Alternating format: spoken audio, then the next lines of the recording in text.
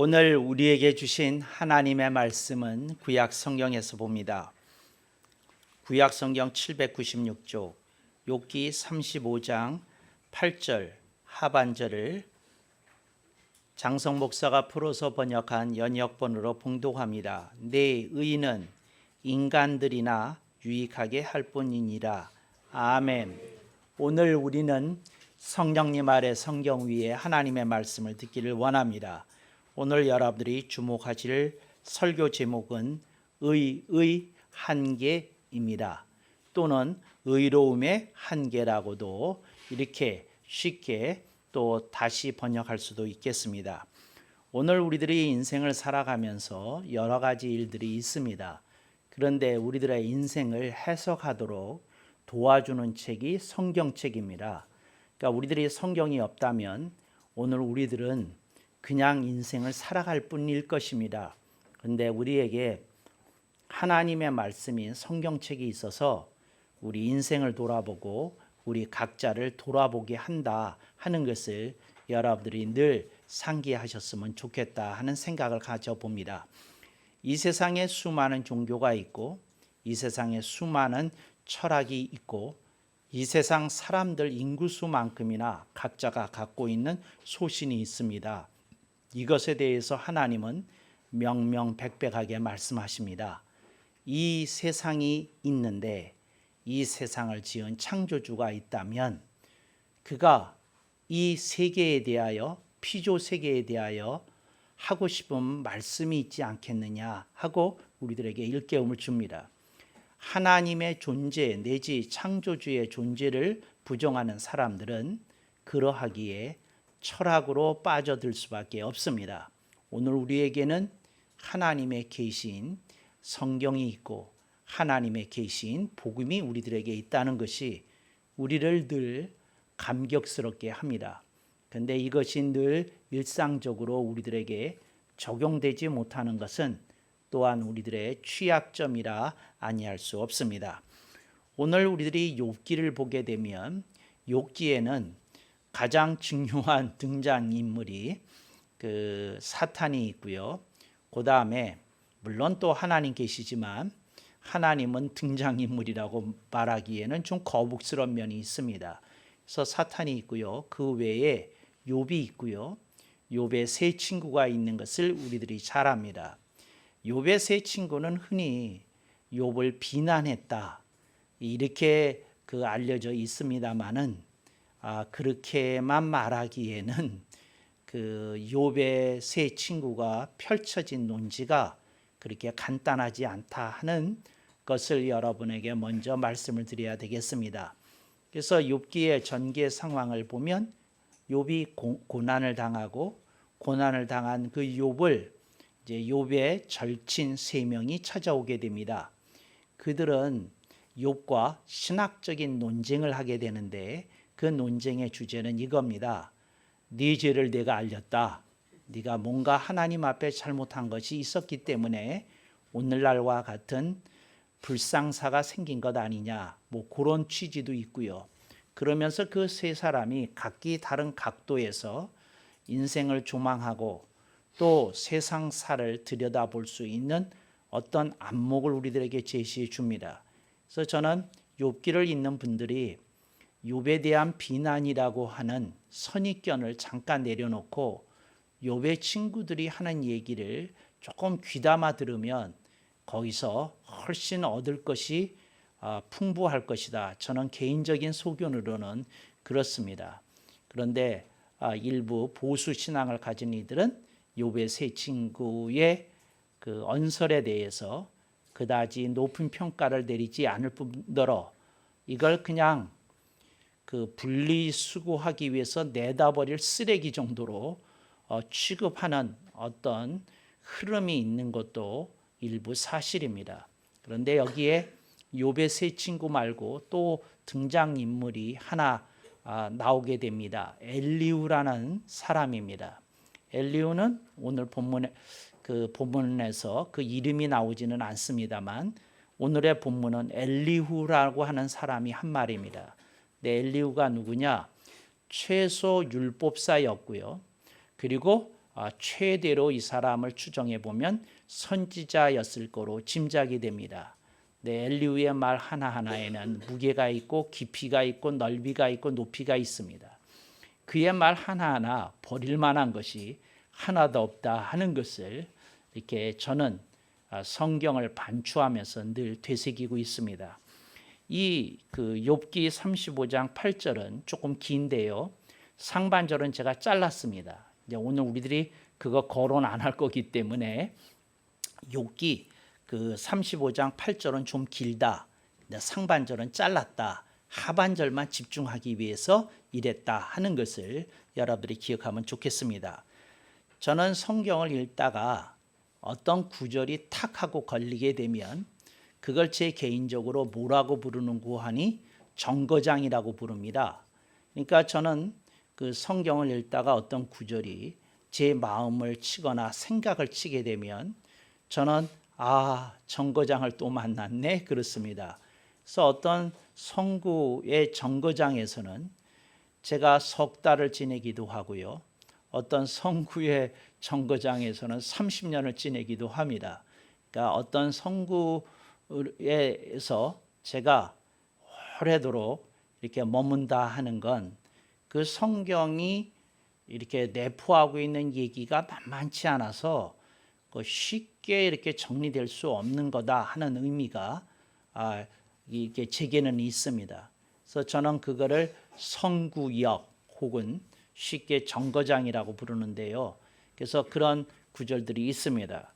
이 욥기 35장 8절 말씀은 제가 오랫동안 이제 묵상을 해 왔던 구절 가운데 하나입니다.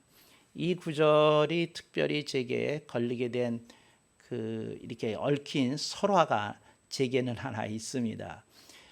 제가 USC에 가서 팻말을 하나 들고 전도했다는 거 여러분이 들으셨을 겁니다. 그래서 제가 신학생 때 주말이면 또 고등학교 때부터 시작이 됐는데 팻말을 하나 들고 가서 서 있었습니다.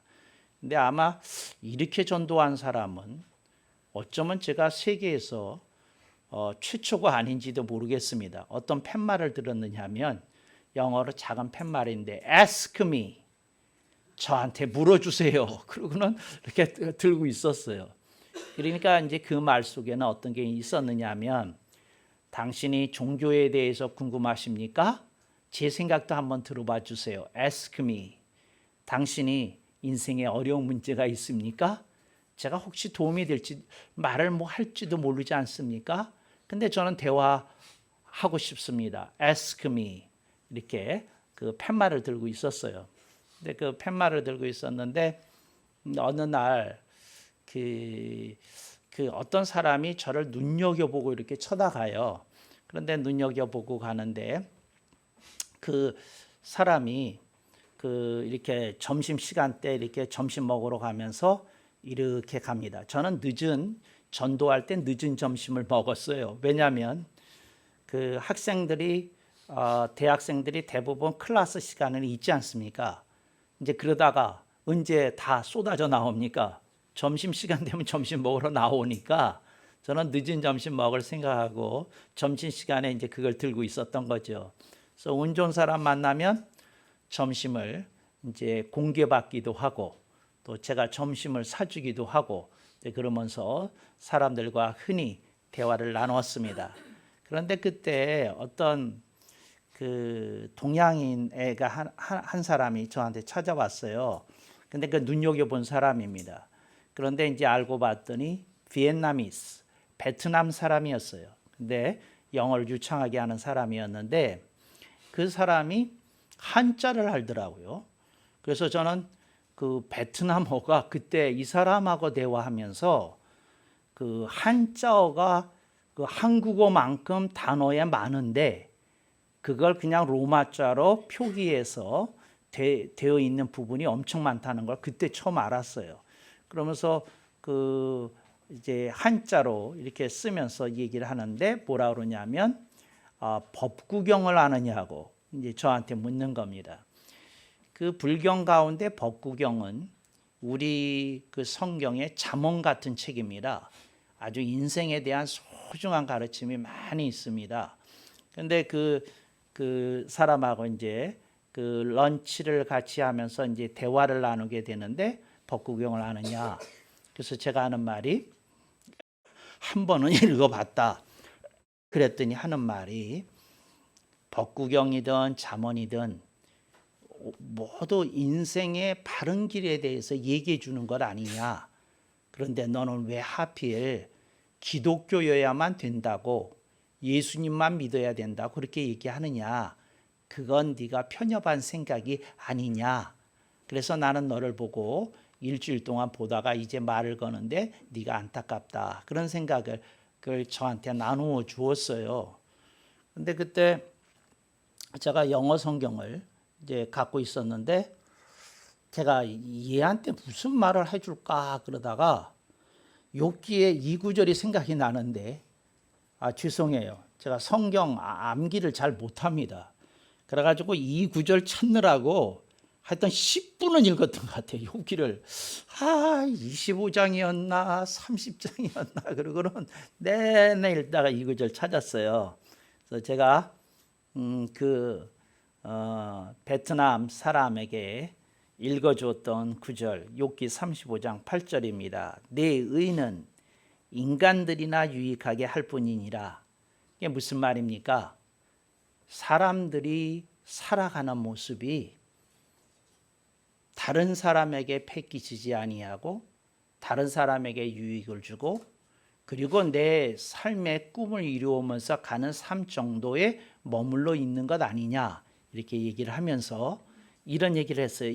네가 말하는 거 성경은 이렇게 얘기한다. 이렇게 얘기하면서 하나님이 말씀하시는 우주의 크리에이터가 생각하는 또 다른 차원의 생각이 있다. 이렇게 제가 그 청년하고 나누었던 경험이 있습니다. 오늘 본문 속에서 이렇게 얘기하는 겁니다. 여러분이 친척을 도와주지 않습니까? 어려운 친척 있을 때 좀 돕기도 하잖아요. 왜 아멘 안 하십니까? 근데 그때 내 의는 그게 의로운 거라는 겁니다. 근데 인간들이나 유익하게 하는 거 아니냐 이런 얘기입니다. 여러분들이 크리스마스 시즌이 되면 갑자기 정치인들도 왼쪽 가슴에 그 사랑의 열매를 메고 그 사회 공제적인 그 성금을 내는 걸 독려하고 그러지 않습니까? 그래 여러분들이 여러 가지 사회복지 단체에 여러분들이 성금을 냅니다. 여러 어려운 가정을 돕고 여러 아이들을 돕습니다. 그것이 우리에게 의가 되겠죠? 내 의는 인간들이나 유익하게 할 뿐이니라. 그거 인간들이나 유익하게 하는 거라는 겁니다. 또 여러분들이 직장에서 친절하죠. 여러분들이 다른 사람과 이렇게 존중하죠. 또 좋은 관계를 갖기 위해서 노력하죠. 성경 말합니다. 그건 네 의다. 네 의는 인간들이나 유익하게 할 뿐이니라. 그렇습니다. 우리가 NGO에도 들어가고 사회 여러 가지 단체에 들어갑니다. 사회 참여 운동을 하고 고래 살리기를 하고 그 다음에 기후 변화에 대처하는 싸움을 하기도 하고 뭐 여러 가지 얘기를 합니다. 그러면서 우리들이 어떤 숭고한 이념이나 숭고한 철학에 우리들이 헌신하기도 합니다. 근데 성경은 그것에 대해서 엘리후의 입을 빌려서 이렇게 얘기합니다. 내 의는 인간들이나 유익하게 할 뿐이니라 이렇게 얘기합니다. 그러니까 거기까지라는 거야. 인간들이 하는 짓거리가 하나님 엘리후를 통해서 이 말씀합니다. 그렇지 않냐 이렇게 얘기하는 겁니다. 어떤 사람이 자기 자녀를 잘 키웠어요. 그래서 아주 저거 했어요. 그랬는데 오늘 본문은 이렇게 얘기합니다. 내 의는 인간들이나 네 자녀들이나 유익하게 한 것밖에 뭐 더 있냐 이렇게 얘기하는 겁니다. 이거 굉장히 무서운 말입니다. 인간에 대해서 이렇게 얘기한 게 무서운 말입니다. 그래서 이 말을 뒤집겠습니다. 근데 뒤집어서 봐야 이 말이 무슨 얘기인지가 확실하게 압니다. 그러니까 예를 들자면 이런 겁니다. 그 아들이 찾아왔습니다. 아버지, 저도 조금 세월이 흐르는 걸 느끼네요. 제가 벌써 결혼한 지 20살이 됐어요.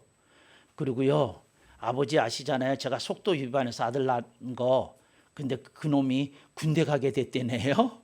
아버지 이 군대 가는 일에 그 아버지 한번 오셔서 축복해 주시고 그랬으면 좋겠어요. 이제 그랬습니다.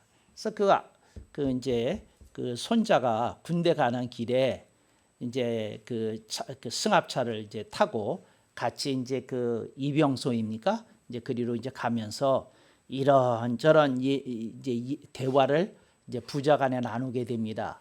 지나간 세월도 얘기하고 어렸을 때 모습도 얘기하고 모두하고 군대 가서 잘하는 얘기도 하고 막 여러 가지 얘기들을 합니다. 그런데 그게 결국은 뭡니까? 내 의는 인간들이나 유익하게 할 뿐이니라. 이제 이런 거죠. 아버지가 아들한테 말합니다. 아들아, 네가 어찌 네 아들 키운 그 과정만 기억하고 내가 너를 그렇게 키운 건 잊어먹느냐? 아버지가 문득 한마디를 합니다. 그러니까 그 할아버지 앞에서 그 아들인 아버지가 자기가 이 아들을 어떻게 키웠고 어떻게 했고 뭐 했고 막 그 얘기를 하는데 아버지가 약간 빈정이 상한 거예요. 뭐가 상했냐면 이 말이 빠져 있는 겁니다. 제가요 뒤늦게 철이 나는 것 같아요. 얘를 키워 보니까 그리고 얘 여기까지 보니까 제가 태어나서 20살이 될 때까지 아빠 엄마가 어떤 수고를 하는지 다시 한번 느끼네요. 그 한마디 대부분 빼죠. 아니 대부분 빼죠. 그리고 지 새끼 얘기만 하죠. 이게 인간의 모습입니다. 인간의 의의가 대부분 다 그래요. 근데 뭘 하는데 자기 거라고 생각하고 또 자기와 관련된 거라고 생각하고 피부치라고 생각하고 뭐 자기 사업이라고 생각하고 해서 무슨 수고하고 애쓰고 다 그러는데 내 의의는 인간들이나 유익하게 할 뿐이니라. 제가 뒤집는다고 그랬잖아요.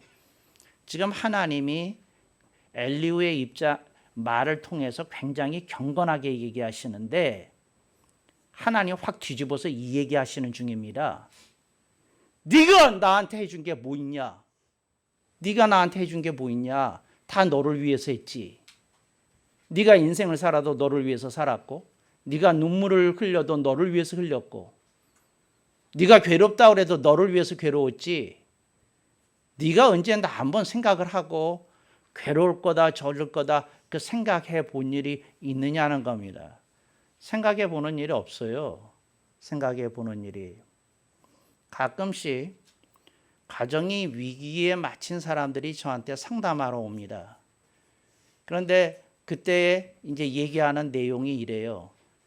괴롭습니다. 힘듭니다. 벅찹니다. 그 얘기해요.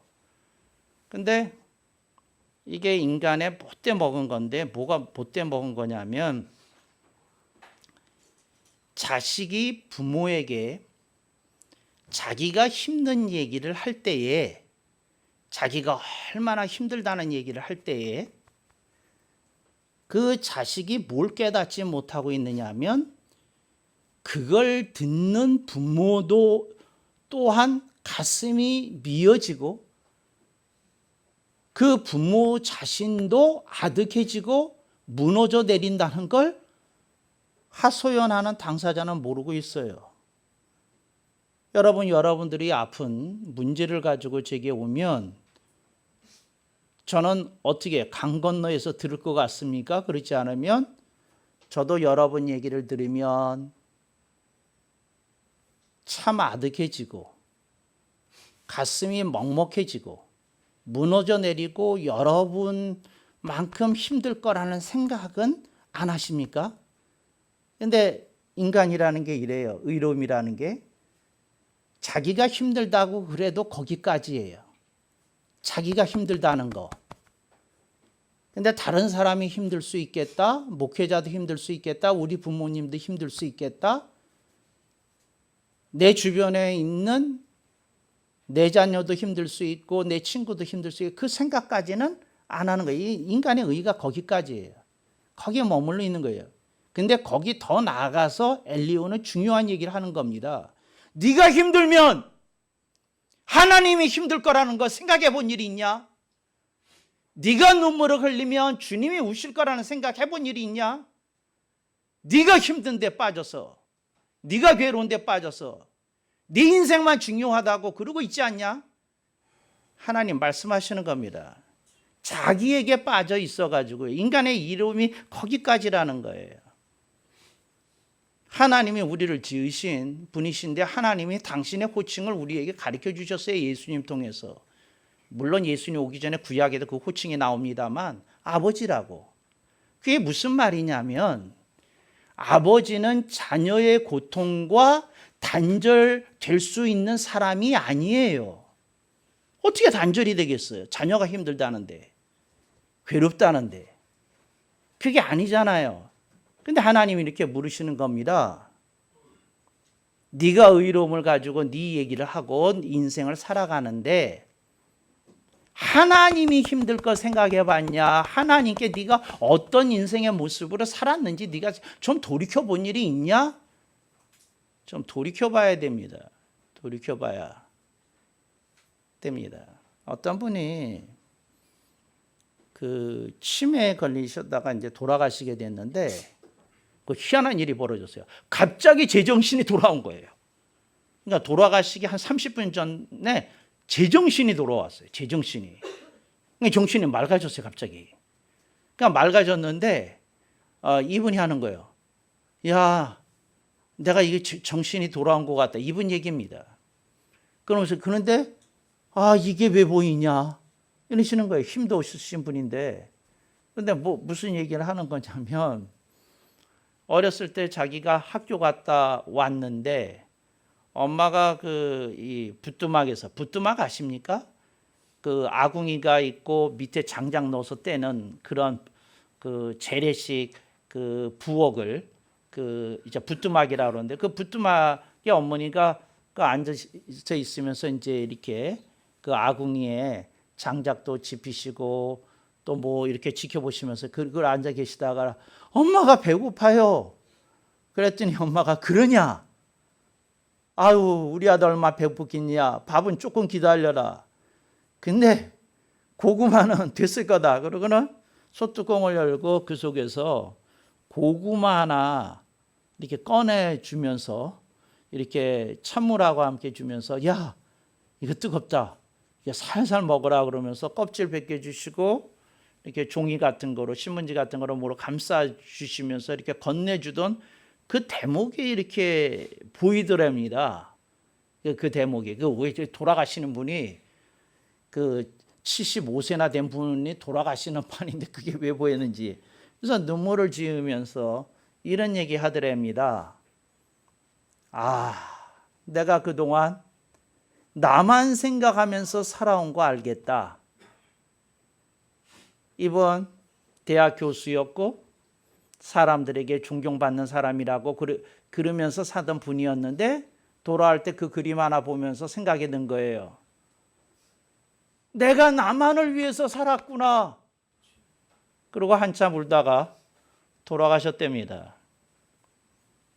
여러분이 여러분 자신을 좀 보여야 돼요. 여러분이 얼마나 자기 자신만 생각하면서 인생을 살아가는지.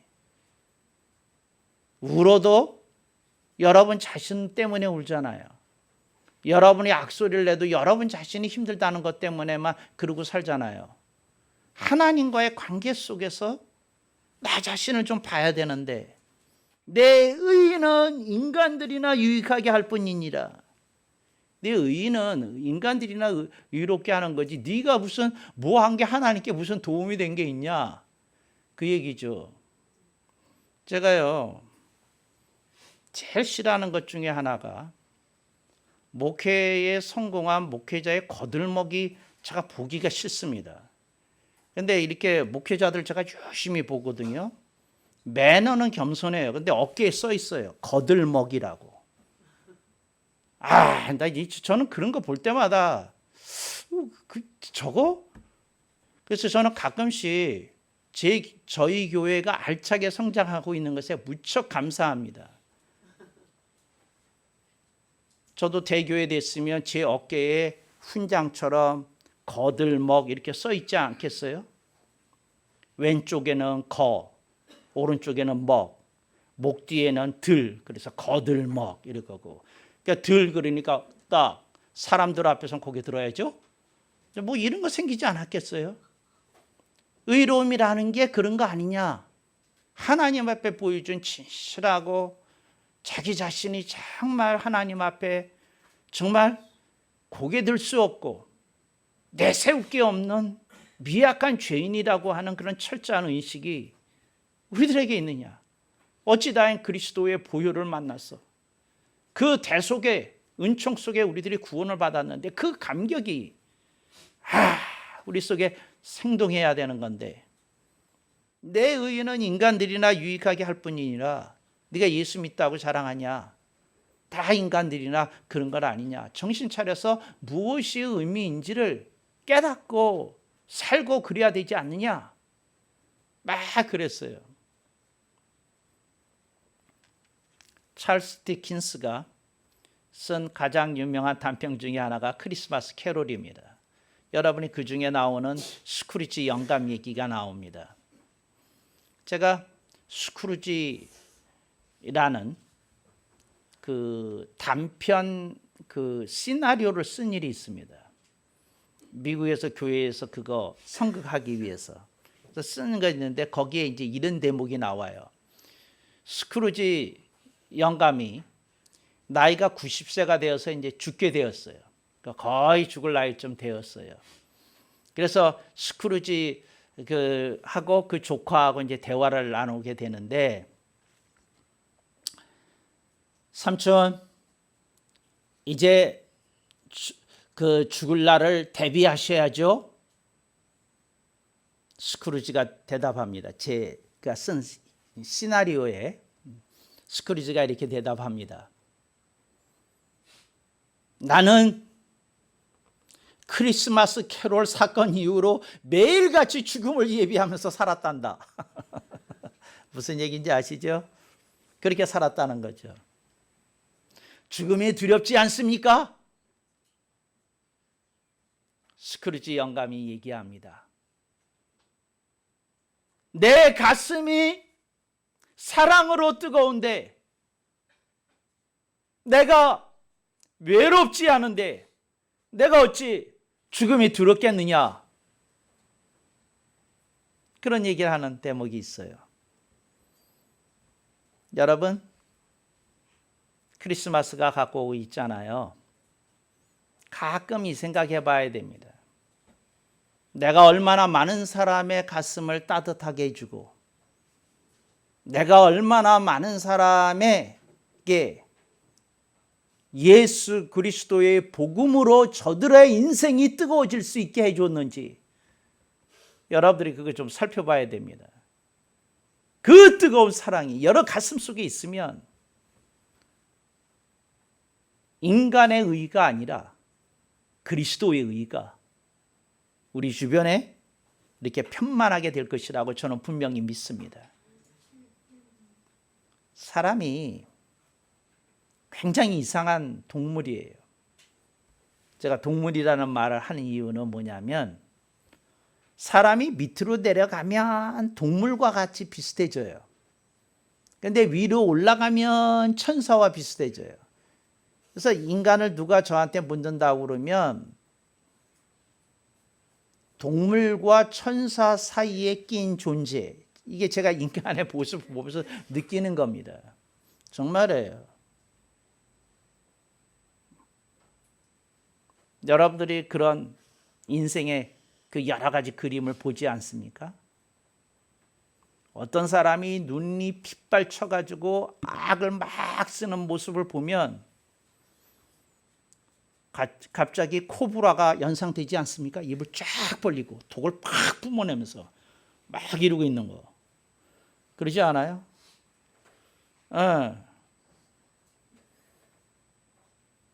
누가 저한테 이런 재미있는 질문을 한 적이 있어요. 근데 이런 설교 비슷한 걸 했던 것 같아요. 목사님, 애가 물었어요. 세린이가 물었나? 잔소리를 많이 하는 엄마는 어떤 모습인가요? 꽃기어 엄마다. 여러분요, 닭이 소리치잖아요. 그 중국 격언에 이런 말이 있습니다. 닭의 울음은 제왕의 울음이다. 그런 말이 있어요. 그러니까 닭이 울면 다른 짐승들이 다 꼬리를 내린대요. 너무 커가지고. 그렇잖아요. 여러분, 사자가 악을 써도요, 아침을 깨우지 못합니다. 근데 닭이 울면 아침이 깨져요. 닭과 같은 사람도 있어요. 근데 이게 인간의 모습이에요. 그래서 고기 들고 뭐하고 막 그러잖아요. 근데 그때 오늘 하나님은 우리들에게 말씀하시는 거죠. 네가 붙들고 있는 의라는 게 이렇게 허망하고 정처 없고 이게 시시하고 볼품없다는 거 이거 아니야. 하나님께 드려졌던 의, 그리스도의 보혈로 입는 의, 그것이 우리들에게 있어야 되지 않냐. 하나님 우리들에게 말씀하는 겁니다. 내 의는 인간들이나 유익하게 할 뿐이니라. 이게 우리들의 삶 속에 있어야 될 모습이다. 그리고 그것이 하나님이 우리들에게 기대하시는 거다. 저는 그렇게 말씀을 드리고 싶어요. 네, 여러분들의 삶 속에 어떤 의가 있는지, 하나님이 기뻐하시는 의가 우리들의 삶 속에 있는지 생각해 보실 수 있기를 바랍니다. 거지 부자가 와서 오늘 주일 예배를 드리다가 이 말씀을 듣고 이렇게 생각하는 거예요. 아버지, 우리는 어떤 의가 있나요? 그러는 거죠. 그랬더니 얘야, 세상에서 우리들보다 더 착한 일을 하는 사람은 별로 많지 않다. 아버지, 그게 무슨 말씀이세요? 우리는 매일 얻어먹고 사는데 사람들이 우리에게 음식을 줄 때마다 음식을 주는 저들의 손길을 하늘에 계신 아버지께서 기뻐하시고 축복해 주시고 칭찬하실 테니 우리는 모든 사람을 칭찬 듣게 하는 사람이 아니겠느냐. 거지가 이렇게 얘기합니다. 그러니까 본인이 도움을 받는데 그 사람이 칭찬 들을 일을 하게끔 해주는 사람이란 뜻으로 얘기를 하는 거예요. 거지 아들이 묻습니다. 우리가 반대가 되면 어떨까요? 하고 묻습니다. 그게 무슨 말이냐? 우리도 누구에겐가 밥을 나눠주면서 주님의 칭찬을 직접 들으면 어떨까요? 거지 아버지의 얘기입니다. 아들아, 인생마다 역할이 다르단다. 우리는 거지의 역할에 충실하면 되는 거고 여유 있는 사람은 우리에게 밥을 퍼주면 되는 거고 역할이 다르단다. 아들이 뿌듯한 마음으로 말씀을 들으면서 뿌듯한 마음을 금치 못했다고 합니다. 삶 속에 여러분들의 비참해서 좀 거지 같은 느낌을 좀 받을 때 혹시 없으셨습니까? 이 거지 부자는 최소한도 그런 상황 속에서도 어떤 메시지를 얻고 자신의 삶을 일으킬 수 있는 어떤 토대를 찾아냈던 걸 이 대화를 통해서 알 수 있습니다. 여러분들이 인생 속에서 내가 들어야 될 메시지가 있다. 내가 붙들어야 될 메시지가 있다. 그 메시지는 뭔고 하니 내가 내세우려는 의만 가지고는 안 된다는 걸 깨달아야 됩니다. 그리스도의 의가 우리에게 와야 됩니다. 그리스도의 피의 복음이 우리에게 와야 됩니다. 그리스도의 그 사랑이 우리를 절절하게 만들게 될 때 오늘 우리들은 조금 다른 차원의 삶을 살게 되지 않을까 생각이 되어집니다. 많은 이들이 하나님이 우리들에게 주신 메시지를 그리워합니다. 그런데 그 메시지를 그리워하는 그 마음을 한 번 더 들여다보십시오. 내가 듣고 싶은 메시지를 내가 만들고 있다는 겁니다. 하나님이 우리들에게 들려주고 싶으신 그 메시지를 우리들이 좀 들을 때에 우리들의 인생 속에 새로운 길이 열려지지 않을까 이렇게 생각을 합니다. 예를 하나 들겠습니다. 산에서 어떤 사람이 길을 잃었습니다. 동서남북도 분간이 안 되고 어디가 어딘지 도무지 모를 수 있는 깊은 밀림과 같은 그런 숲속에서 이 사람이 길을 잃었다고 하십시다. 제가 묻겠습니다. 이 사람이 길을 제대로 찾아낼 수 있는 확률이 어느 정도라고 생각하십니까? 거의 없습니다. 이 사람에게는 하늘의 메시지가 필요합니다. 조용히 자신을 내려놓고 처음부터 다시 점검할 때에 그 사람을 향한 하나님의 메시지가 들려오게 되더라는 겁니다. 저는 산에서 한번 길을 헤매가지고 죽을 뻔한 적이 있어요. 근데 그때 번뜩 내려온 생각이 그 유교 훈련할 때 들었던 얘기. 그게 뭐였느냐 하면 산에서 길을 잃어버리면 마을을 찾으려고 그러면 안 되고 산 꼭대기를 가라는 겁니다. 길을 잃으면. 그래서 꼭대기 가면 내려가는 길이 보인대요. 그런데 도중에서 찾으려고 그러면 계속 맴돈다는 거예요. 그게 힘든 일인데 꼭대기를 정말 갔더니 길이 보이더라고요. 길이. 그다음에 두 번째 그 꼭대기 간 다음에 내려올 때 그 얘기를 하더라고요. 그다음에 내려갈 때 계곡을 따라가라는 거예요. 계곡에 바짝 붙지 말고 계곡을 따라가라는 거예요. 왜? 계곡에서 흐르는 물줄기는 결국 마을 있는 쪽으로 갈 테니까 꼭대기로 가라, 밑으로 내려가라. 그 두 가지 기억하고 살았던 경험이 있어요. 와,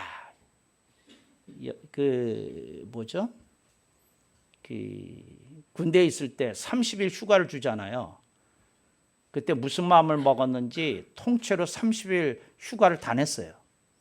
그런데 일찍 들어올지도 모르는데 한 30일 냈어요. 그러고는 미국 군복을 입고 군장을 하고 그러고는 지리산에 들어간 거예요. 그것도 아무 길이 아닌 데를 따라가지고 낫으로 칼 같은 거 하나 이렇게 말레이시안 칼 같은 거 하나를 얻었어요. 말레이시아 칼이 이렇게 밀리면서 이렇게 탁탁 가지치는데 좋다고 그래서 이게 날카로운 놈 하나 구해가지고 이렇게 탁탁 치면서 길 아닌 길로 내가 며칠 동안이나 산 속에서 살아보는지 해보자고 그러고 막 했어요. 그러다가 진짜 길을 잃었어요. 거기서 자고 뭐 하다가 죽는 줄 알았어요. 그런데 하여튼 이제 하나님이 여러분의 삶 속에 이런 얘기를 하십니다. 무슨 얘기를 하느냐 하면 너를 붙드냐? 너 그렇게 붙들 만한 존재가 아니다. 나를 붙들어야지. 여러분들이 그걸 꼭 붙들고 하나님을 꼭 붙들고 주님이 주실 수 있는 지혜와 능력으로 무장할 수 있기를 바랍니다. 미국 교회에 가면은요, 이런 게 있어요. 여러분한테 따라하라고 하는 얘기가 아니니까. 미국 교회는 처음 온 설교자들이 있지 않습니까? 그러면 이제 담임 목사 쓰고 강사 옆에 쓰고 그러면서 교인들하고 악수합니다.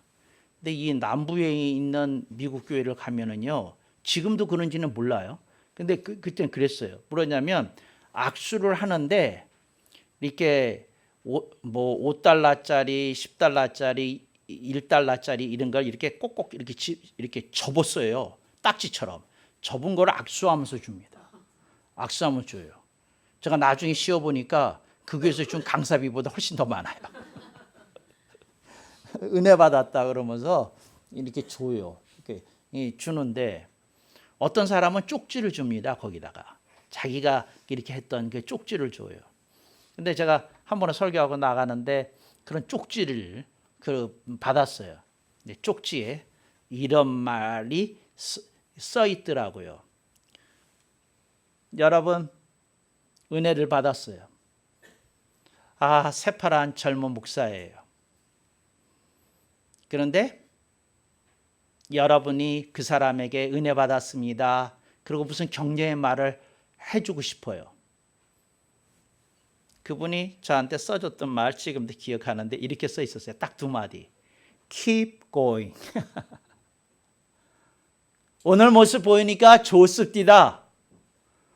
근데 세월이 흘러도 그거 좀 이상해지는 목회자들처럼 퇴색되고 변색되지 말고 변질되지 말고 keep going. 이대로 쭉 가주세요. 이렇게 들렸어요. 또 하나는 또 이렇게 들렸어요. 세월이 흐르다 보면 아플 때도 있고 괴로울 때도 있고 주저앉을 때도 있고 뭐 팽개치고 싶을 때도 있고 자포자기 할 때도 있고 막 낙심될 때도 있고 절망될 때도 있습니다. 그렇지만 keep going. 그럴 때도 가주세요. 그렇게 들렸어요. 변질되지 말고 keep going. 절망하지 말고 keep going. 네, 그렇게 들렸어요. keep going. 제가 한때 문신을 생각한 적이 있어요. 그때 너무 감동을 받아가지고 여기다가 keep going이라고 좀 쓸까? 오른손 손바닥을 좀 들어보세요. 아니 여러분 앞에다 드시고 이렇게 하시고 이따가 왼손을 드세요. 이따가 예배 끝나고 이제 우리 애참 먹기 전에 시간이 좀 있을 테니까 이제 볼펜을 여기다가 지우시잖아요. Keep going. 그렇게 좀 쓰셨으면 좋을 것 같아요. 저 그 말이 좋아요. 변질되지 말고 그 모습, 이 좋은 모습 이대로 keep going. 인생의 시리와 절망이 찾아올지라도 무너지지 말고 keep going. 주님 앞에 그런 모습으로 쓰시는 여러분의 인생이 되기를 축복합니다.